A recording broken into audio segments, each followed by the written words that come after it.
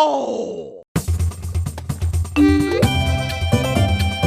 Can I be the first to say that between the recent Tears of the Kingdom Masterworks release and the brand new 5-minute trailer we just got for Echoes of Wisdom, it feels so good to have so much Zelda to talk about. And speaking of the new trailer, there were so many new details that Nintendo just decided to grace us with on this random Friday that I just had to make a video about it. So let's get to it, but before we do, just remember, if you like Zelda lore and Zelda theories and exploring Zelda mysteries, double check to make sure you're subscribed to stick around for all of our coverage on the channel. We are only about 20-something days away from a new Zelda game after all. Anyway, let's start off first with the new characters that the trailer revealed. In the first place, we've got the return of the Hyrule King. Of course, chances are this is a completely new king that we haven't seen before, but I will admit, it's nice to see a Hyrule King do something good for their daughter on screen. I'll get to this a little bit later, but it's possible that we're going to be seeing the Hyrule King later on in the game, but in different circumstances, as people who fall into this still world, as the world within these rifts is now officially called, tend to undergo some changes, which we'll see in just a second.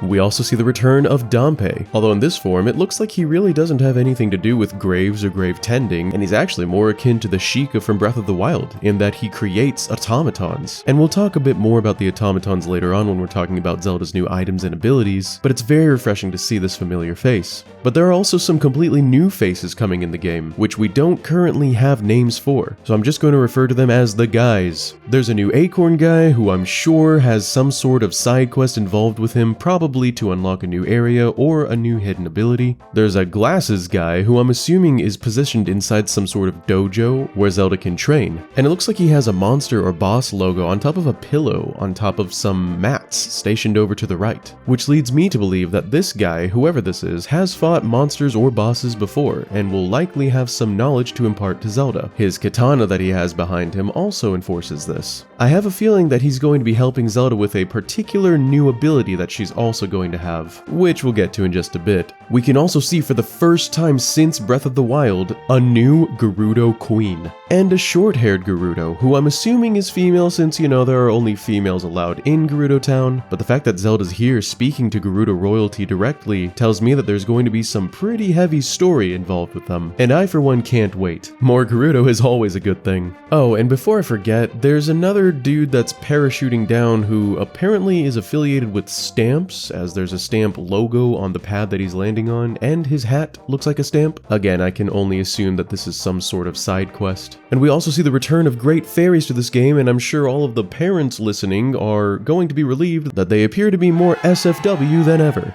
With the new characters out of the way, let's talk about the new concepts that were introduced in this trailer. In the first place, like I mentioned before, the world within the rifts is known as the Still World, and we get an even closer, more extensive look at the different environments inside. It looks like the different environments that pop up down in the Still World are directly taken from the different environments of Hyrule. For instance, rifts that pop up in Death Mountain will have lava and fire themes, rifts that pop up in the Lake Hylia region will be water themed, in Gerudo Desert will be desert themed, etc, etc. We even see that the entirety of Hyrule Castle has been taken into the Still World as well. According to Zelda's new spirit friend Tri, the citizens of Hyrule that are taken down here into the Still World become still themselves, petrified, and after a while, if they're not saved, they will actually disappear. I am assuming for good. We can also see that everything that exists inside these Still Worlds is leaking some sort of black, goopy substance, from the pieces of Hyrule that are physically down here to the people. I can only assume that once all of this black goop that empowers everything in the Still World leaks entirely, that is what will make the people disappear. We also see that there are straight up entire dungeons located inside the Still World, which I have no doubt will lead to a ton of fresh new concepts for exactly how to get through the puzzles of these new dungeons. Outside of the Still World though, there are also a bunch of new concepts that we were introduced to, such as the return of monster camps, which seem to be straight out of Breath of the Wild. We're also shown that Zelda will be very hot in hot environments and very cold in cold environments, which leads me to believe that there might be a return to managing Zelda's body temperature, kind of like we saw in Breath of the Wild and Tears of the Kingdom. We don't see her wearing anything different, but it's possible that we'll be able to equip different things on Zelda in order to cool her down or heat her up. Another really cool concept that we'll be able to play around with is the ability to hide in pots. Apparently Zelda's small enough to just jam herself into one of these things, which opens the door to so many new gameplay and specifically stealth possibilities. For instance, I'm sure you can pop out an Echo Pot and then hide in that. Some other minor gameplay concepts that were introduced to us would be things like an echo choo-choo that can fill with rainwater, which I'm sure will be useful to maybe put out fires or fill back up a lake. The fact that if you touch a fairy, it will automatically be bottled, which enforces to me that bottles as items will probably not be returning, or if they are, you don't actually have to use them in order to catch certain things. And we already knew that Zelda will be able to ride horses in the game, but looks like there will be some fun mini games to enjoy as well. Now, with the new concepts and the new characters out of the way, it's time to talk about some of the new items and abilities that'll be coming to Zelda, which I am extremely excited for. The first and most obvious of which is Link's Sword Fighter form.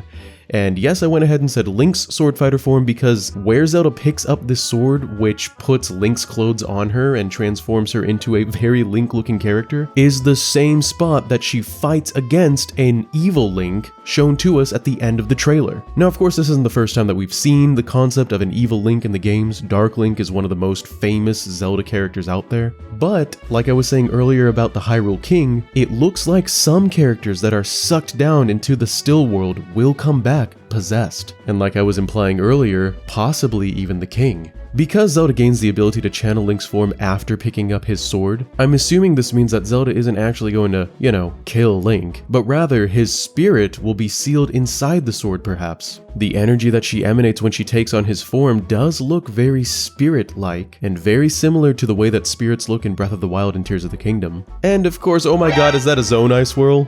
Sorry, I just had to point it out. An interesting detail to take away from this Sword Fighter form is that it requires energy to activate and use, which comes from the still world. I'm not sure what conclusion to make of this yet, but of course Link was sucked down into the still world and now apparently his energy is dispersed. It's quite interesting. The Sword Fighter form appears to be mapped to the up button, with the new automatons mapped to the left button. This does lead me to think about the last button, the down button, and what it might lead to. I was talking with my good buddy Rand, the Lon historian, in my Discord server about this, and we're both pretty hopeful that this will be some sort of a ninja form, possibly for Zelda to take on the Sheik form. It would be cool. There is a Goron in the trailer that mentions the existence of fireworks. I'm not sure if Zelda will be able to use fireworks in the game, but that concept is pretty cool, and I'm sure it would lead to many different possibilities such as offense against enemies or just being pretty. Last but not least, let's go over the new monsters in the game. In the still image we're given of the still world, we can see what's clearly a Lionel in the background, apparently sharing the design directly from Breath of the Wild and Tears of the Kingdom, which is very refreshing to see reimagined in this cute 2D format. We already talked about Link being a new enemy, but there's another enemy called Volvagia, a giant flame-breathing serpentine dragon, and for fans of the series, you recognize Volvagia from Ocarina of Time. The reappearance of this dragon here is insane to me, and the fact that it's in the still world means that